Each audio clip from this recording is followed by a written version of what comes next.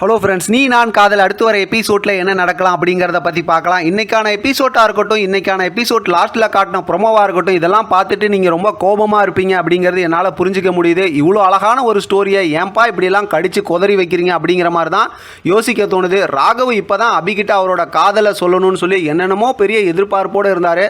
அந்த நேரத்தில் பார்த்தா திடீர்னு இந்த விசக்கிருமிங்கெல்லாம் சேர்ந்து செஞ்ச வேலையால் பார்த்தா ராகவுக்கு எதிராக அபி இப்போ மதுவை கூட்டிகிட்டு வந்துட்டாங்க. இப்போ ராகவ் ரொம்பவுமே குழப்பத்தில் இருக்கிறாங்க. அது மட்டும் இல்லாமல் மது அங்கேருந்து கிளம்பி போகும்போது அபி மதுவோட கையை பிடிச்சி நீங்கள் எங்கேயும் போக வேணாம், இங்கேயே இருங்க அப்படின்னு சொல்லிட்டாங்க.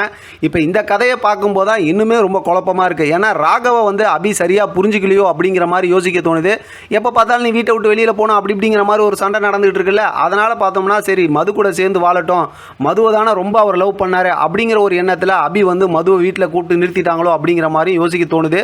எது எப்படி பார்த்தாலும் இப்போ இந்த மென்டல் குரூப்லாம் சேர்ந்து நினச்ச மாதிரி ஒரு திட்டத்தை முடிச்சிட்டாங்க. அதனால் இப்போ ராகவுக்கு அபிக்கு இடையில அடுத்த ஒரு பிரச்சனை ஸ்டார்ட் ஆகிடுச்சு. ஆனால் இந்த ஸ்டோரியை பார்க்க நம்மளால தான் முடியல. ஏற்கனவே தெலுங்கு வெர்ஷனில் நிறைய சுவாரஸ்யமான விஷயங்கள்லாம் நம்ம மிஸ் பண்ணுறோம் அப்படின்னு தொடர்ந்து நம்ம பேசிக்கிட்டு இருந்தோம். ஆனால் தமிழில் ரொம்ப சுவாரஸ்யமாக அப்பப்போ நல்ல கதையெல்லாம் கொண்டு வந்துக்கிட்டு இருந்தாலும் இப்போ திடீர்னு மதுன்னு ஒரு கேரக்டர் கொண்டு வந்து பார்க்கும்போது ரொம்பவுமே வெறுப்பு ஆகிற மாதிரி தான் ஸ்டோரியை கொண்டு போயிட்டு இருக்காங்க. நீங்களுமே ரொம்ப கோவமாக கமெண்ட் பண்ணியிருந்தீங்க. எனக்குமே ரொம்ப பயமாக தான் இருக்குது. என்ன பேசுறது, ஏதாவது ஒன்று பேசி வச்சு நீங்கள் ஏதாவது கோவப்பட்டுருவீங்களோன்னு சொல்லி நான் ரொம்ப யோசித்து தான் பேசிக்கிட்டு இருக்கேன்.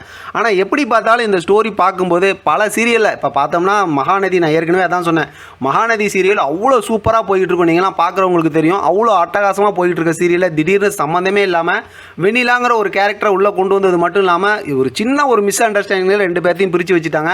அதே மாதிரி தான் நம்ம ராகவ் இப்போ தான் எல்லா பிரச்சனையும் முடிச்சு அபி மேலே ரொம்ப நம்பிக்கையோடு இருந்து அவரோட காதலை முழுசாக சொல்லும்போது என்ன அவங்க சொன்னாலும் நம்ம அதை ஏற்றுக்கணும் அப்படிங்கிற மாதிரிலாம் ஒரு மனநிலையில் இருக்கும்போது திடீர்னு பார்த்தா மதுங்கிற ஒரு கேரக்டரை கொண்டு ரொம்பவுமே குழப்புறாங்க. அதாவது சீரியல் எடுக்க வேண்டியதான், கதையை கொஞ்சம் அப்படி நெகட்டிவாக அப்படி இப்படி கொண்டு போனால் தான் கதை போகும் அப்படிங்கிறல எந்த ஒரு மாற்று கருத்துமே இல்லை. எல்லாமே பாசிட்டிவாக கொண்டு போனோம்னா ஸ்டோரியே கொண்டு போக முடியாது.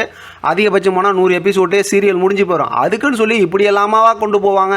ஒருத்தவங்க ரொம்ப விரும்பி ஒரு விஷயத்தை பார்த்துட்டு இருக்காங்க, அவங்கள அப்படியே ரொம்ப இரிட்டேட் பண்ணுற மாதிரியா ஸ்டோரியை கொண்டு போவாங்க அப்படின்னு ரொம்பவுமே கஷ்டமாக தான் இருக்குது. அதாவது இது ஒரு சீரியல் அப்படின்னாலும் ஏதோ கொஞ்சம் ஒரு மன கஷ்டம் போகட்டும் அப்படிங்கிற மாதிரி தான் உட்காந்து ஏதோ ஒரு 10-20 நிமிஷம் எல்லாரும் பார்க்குறாங்க. அதில் ஏன்பா இந்த மாதிரி ஒரு கதையை கொண்டு வரீங்க அப்படிங்கிற மாதிரி தான் யோசிக்க முடியுது. வெயிட் பண்ணி பார்க்கலாம் அடுத்து என்ன சுவாரஸ்யத்தை கொண்டு வராங்க, எப்படி இந்த கதையை மூவ் பண்ணி கொண்டு போகிறாங்க அப்படிங்கிறத தொடர்ந்து நம்ம பார்த்து இது சம்மந்தமாக பேசலாம். நீங்களும் ஆதரவு கொடுங்க. இதை பற்றின உங்களோட கருத்தை கமெண்ட் பாக்ஸில் தெரியப்படுத்துங்க. தொடர்ந்து ஆதரவு கொடுங்க. தேங்க்யூ ஃபார் வாட்சிங்.